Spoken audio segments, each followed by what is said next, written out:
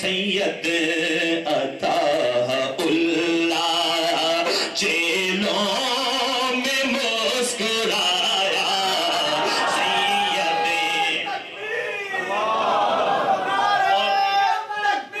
آخری شعر پڑھ رہا ہوں، پتہ چلتا ہے کس کس کو خوشی ہوتی ہے۔ الیاس کی لحد پہ ہو رہا متوں کی بارشیں، الیاس کی لحد پہ ہو رہا متوں کی بارشیں، الیاس کی لحد پہ ہو رہا متوں کی بارشیں، جس نے گلی گلی میں، جس نے گلی گلی میں اسلام ہے پھیلایا، جس نے گلی گلی میں اسلام ہے پھیلایا، دیوبند کے گلشن کا، یہ آخر میں ذرا مل کے کہتے ہیں، دیوبند کے گلشن کا ہر پھول ہے نرالا، دیوبند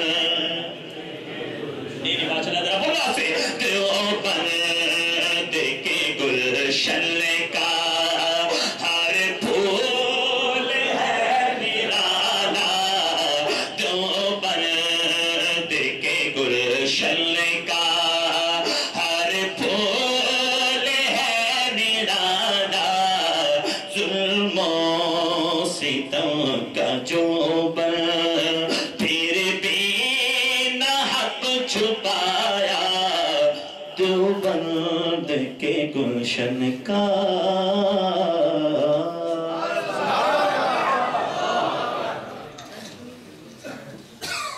ایک بار پھر میں دیوبند کے گلشن کا ایک پھول کو دعوت دیتا ہوں جو آ کر اپنی مہک سے ہمیں محظوظ کریں۔ حضرت علامہ انیس احمد صاحب الگرامی دامت برکاتہم کی خدمت میں پیش کرتا ہوں اپنی دعوت کو، تشریف لائیں اور ہمیں اپنے ملفوظات سنائیں۔ نعرہ تکبیر، نعرہ رسالت، علماء دیوبند زندہ باد۔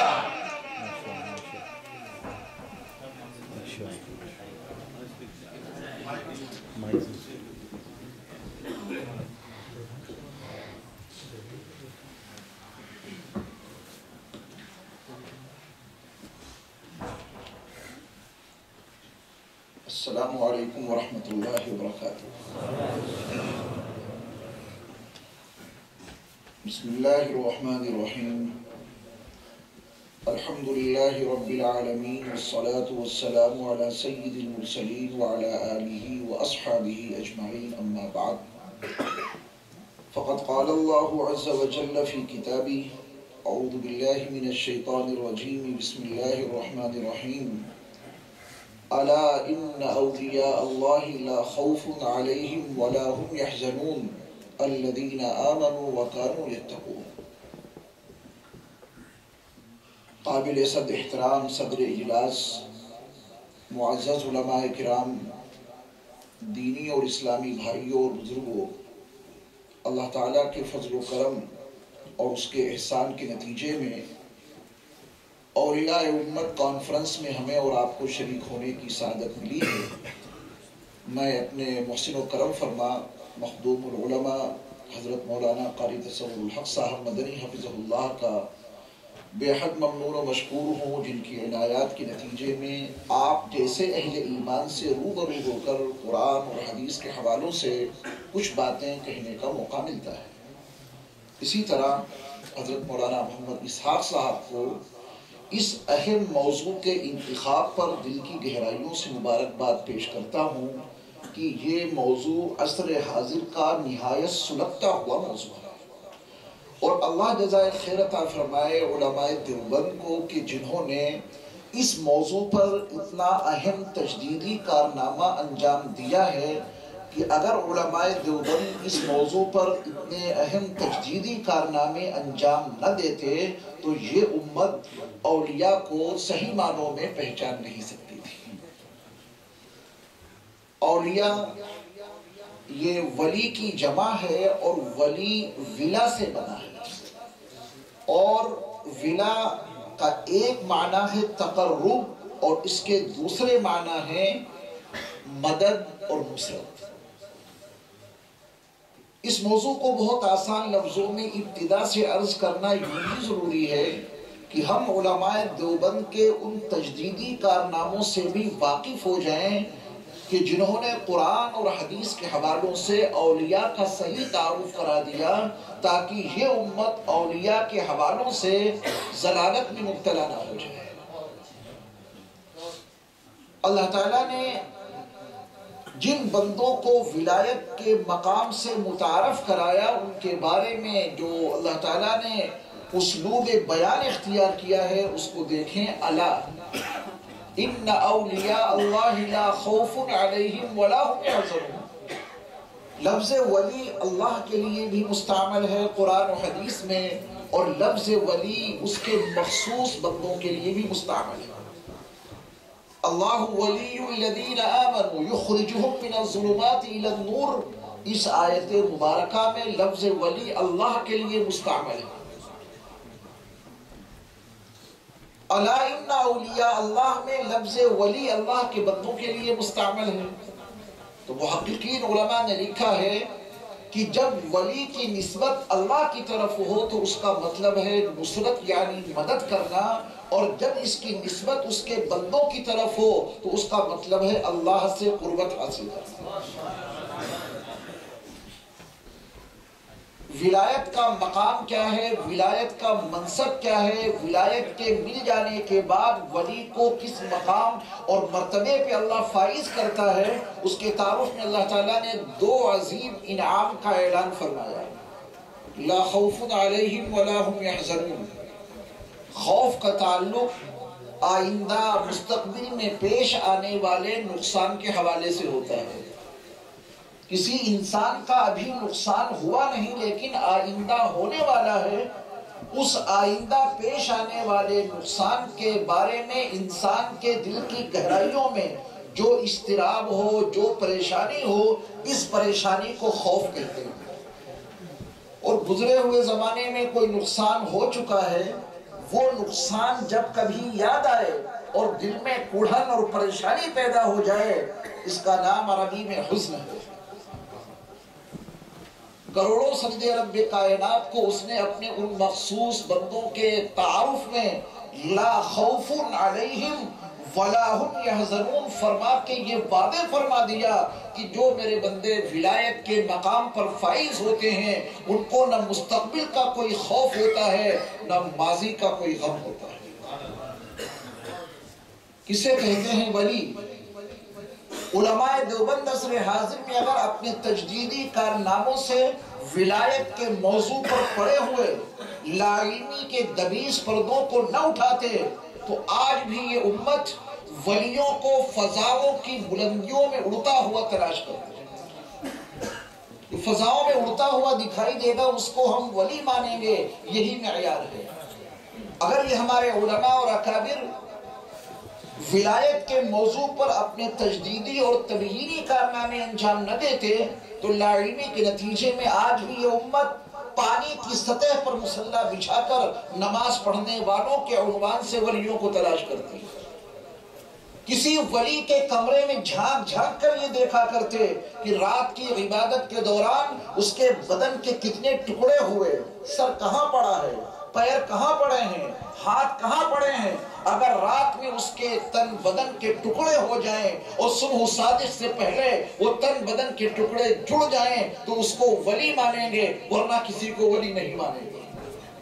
قرآن حکیم نے واضح کیا کہ ولیوں کو فضاؤں کی بلندی میں اڑتا ہوا دیکھ کر ولیوں کو سمندروں کی سطح پر مصلے بچھا کر نمازیں پڑھتا ہوا دیکھ کر یا ان کی عبادت کے کمروں میں ان کے تن بدن کے ٹکڑوں کو دیکھ کر ولیوں کو پہچاننے کی کبھی کوشش نہ کرنا. ولیوں کا مقام، ولیوں کا تعارف، الذین آمنوا وکانوا یتقون، یہ دو صفات قرآن نے واضح کر دی. جن کے پاس ایمان ہو اور اعلیٰ درجے کا تقوی ہو وہ اللہ کے ولی ہے. ولایت کا اعلیٰ مقام، اس کا مکمل تعارف اس مختصر سے وقت میں تو نہیں ہو سکتا، لیکن دوسری صدی ہجری کے وہ چند اولیاء کرام کہ جن کا تعلق دارالسلام سے تھا، جس کو ہم اور آپ آج بھی بدقسمتی سے بغداد کے نام سے یاد کرتے ہیں. یہ شرکیہ نام ہے. ایران کے بادشاہ نے یہ اتنا مخصوص علاقہ اپنے اس گورنر کو دے دیا تھا خوش ہو کر انعام کے طور پر، اور وہاں کا گورنر بغ نامی معبود کا پجاری تھا، تو اس نے اس کو بغداد کے نام سے یاد کرنا شروع کیا. لیکن جب خلیفہ منصور نے پوری دنیا کی سطح پر اس شہر کو آباد کیا تو اس کی نوعیت بالکل الگ انداز کی تھی. یہ 2 میل لمبا ہے اور 2 میل چوڑا ہے. اس شہر کو آباد کرنے کے بعد خلیفہ منصور نے جو اس کا اسلامی نام تجویز کیا تھا وہ دارالسلام تجویز کیا تھا. دارالسلام نہ کہہ کر کے آج بھی وہ شرکیہ نام ہم اور آپ بھی استعمال کرتے ہیں اور دنیا کے بہت سے لوگ استعمال کرتے ہیں. بغداد یہ بغ کا عطا کیا ہوا ہے، یہ رب کائنات کا عطا کیا ہوا ہے. دارالسلام اس کا اصل نام ہے. اسی شہر میں حضرت شیخ عبد القادر جیلانی رحمت اللہ علیہ آرام فرما ہے. تو یہاں ایک صاحب رہا کرتے تھے، ان کے 2 بیٹے تھے، ان میں سے ایک کا نام معروف تھا. اولیاء کرام کی فہرست میں معروف کرخی کا کتنا بلند و بالا مقام ہے. یہ دوسری صدی ہجری کے ایک ولی ہیں. ذرا دیکھیں ان کی زندگی کا آغاز کیسے ہوتا ہے. معروف کرخی رحمت اللہ علیہ عیسائی خاندان میں پیدا ہوئے. عیسائی خاندان کے رسم و رواج کے مطابق اسکول میں تعلیم حاصل کرنی شروع کی تو ان کا استاذ تثلیث کی تعلیم دیتا تھا. اللہ 3 طاقتوں کے مجموعے کا نام ہے. اللہ، عیسیٰ اور ان کی والد محترمہ حضرت مریم. جب ان کا استاذ ان کو تثلیث کی تعلیم دیتا تو حضرت معروف کرخی اس بچپن کے عالم میں احد احد احد کا نعرہ لگاتے. یہ کیا ہے؟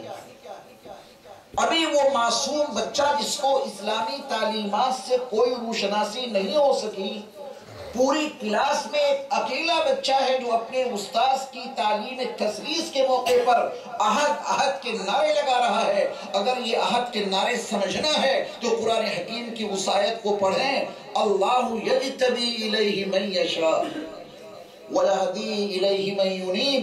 اللہ جس کو چاہتا ہے اسے منتخب کر لیتا ہے، وہ جس کا چاہتا ہے سلیکشن کر لیتا ہے، اور جو اس کی طرف متوجہ ہوتا ہے اسے تو ہدایت دیتا ہی دیتا ہے. یہ اللہ کا انتخاب ہے.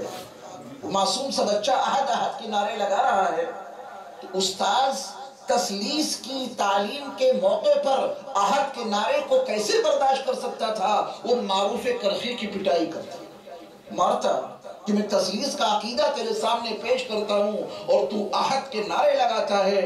ایک موقع پر پوری قوت کے ساتھ، دلائل اور ظاہری شواہد کے ساتھ ان کے استاذ نے جب تثلیث کا عقیدہ پیش کیا تو اس سے زیادہ مضبوط قوت کے ساتھ معروف نے اپنے بچپن میں احد احد کے نعرے لگائے تو استاذ کو غصہ آیا اور اتنا مارا کہ معروف اس مدرسے سے، اسکول سے بھاگ نکلے.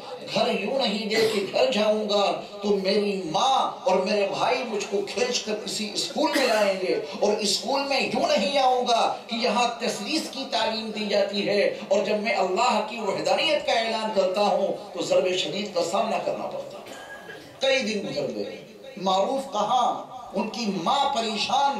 تو ماں کی زبان پر یہ جملہ آ گیا، میرے مولا اگر میرا بیٹا میرے گھر واپس آ گیا تو میں مذہب کے معاملے میں اس کو آزادی دے دوں گی، وہ جس چیز کو چاہے اپنا لے. یہ دعا مانگی، یہ منت مانی چند روز کے بعد یہ معروف اپنی ماں کے پاس اپنے گھر واپس آ گئے. ماں نے کہا کہ بیٹا تمہاری مرضی مذہب کے معاملے میں ہے، تم آزاد ہو، جو چاہو اختیار کرو. معروف قرخی پکار اٹھے.